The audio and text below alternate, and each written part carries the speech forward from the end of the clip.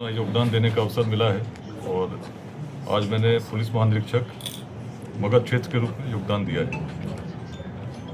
सरकार की जो प्राथमिकता है कि अपराध पर नियंत्रण हो और आम जनों में पुलिस के प्रति, सरकार के प्रति विश्वास बने, इसके लिए मगध क्षेत्र में पुलिस कार्य करेगी। और जो मेरे पुलिसिंग का अनुभव रहा है, किस प्रकार से एक आम व्यक्ति को बिना पक्षपात के थानों में न्याय मिल सके, किस प्रकार से अपराध पर नियंत्रण हो सके, उसके अनुसार कार्रवाई करने का भी प्रयास करूंगा। सर, मगध क्षेत्र के थाने में जब कोई आवेदन लेकर जाते हैं तो आवेदन की रिसीविंग भी नहीं मिलता है, ऐसा क्यों होता है सर?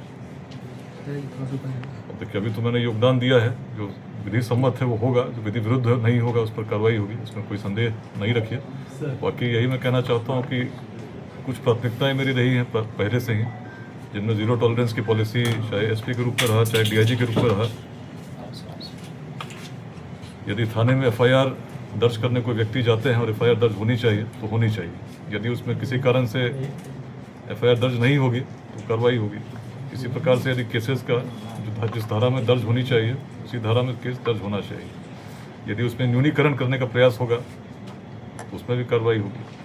थाना के द्वारा यदि कोई पक्षपात की शिकायत मिलती है और सही पाई जाती है तो कार्रवाई होगी। यदि पुलिस के द्वारा किसी प्रकार की अवैध वसूली की शिकायत आती है किसी भी प्रकार की, उसमें निश्चित है कि कार्रवाई होगी। और थाना प्रभारी की यदि संलिप्तता पाई जाएगी तो निश्चित रूप से दंडात्मक कार्रवाई की जाएगी। प्रयास है कि पुलिस का विश्वास बने आमजनों में। इसके लिए जो नियमित रूप से शनिवार को गोष्ठियाँ होती हैं, उसके अतिरिक्त एक लोक संवाद गोष्ठी भी प्रथम शनिवार को, जिसमें किसी खुले स्थान पर लोगों के साथ मिलकर पुलिस बातें करेगी, उसका प्रयास रहेगा। Senior citizens, non resident Indians, ऐसे बिहार के लोग जो बाहर रहते हैं, पर्यटक, इन पर विशेष प्राथमिकता दी जाएगी और इन लोक संवाद गोष्ठियों में भी उन्हें आमंत्रित किया जाएगा ताकि अपने क्षेत्र की पुलिस व्यवस्था में उनके सुझाव भी हम ले सकें। और प्रतिदिन थानों पर शिकायत का निवारण, सभी क्षेत्रीय कार्यालयों में भी निवारण हो, इसको मैं पर्सनली मॉनिटर करूँगा। अपराधियों को क्या संदेश देना चाहेंगे सर? देखिए, जो विधि विरुद्ध जो भी होंगे उन पर बड़ी कठोरतम कार्रवाई की जाएगी, शीघ्रता के साथ की जाएगी। और मुझे पूरा विश्वास है कि मगध क्षेत्र में जो सरकार की प्राथमिकता है उसको पूरा करने में पूरा पुलिस परिवार समर्पित रहेगा और तीव्रता के साथ कार्रवाई करेगा। सर, ये जानना चाहूँगा कि बेगूसराय के कोर्ट ने एक आदेश जारी किया था जिसमें एक पहले अफसर हैं जिनका नाम लेके जाँच की आदेश दिया गया, वो जाँच अब आप करेंगे या कोई और करेगा? देखिए, माननीय उच्च न्यायालय का जो आदेश है मैंने भी पढ़ा है, व्यक्तिगत रूप से अभी तक मुझे हस्तगत नहीं हुआ है।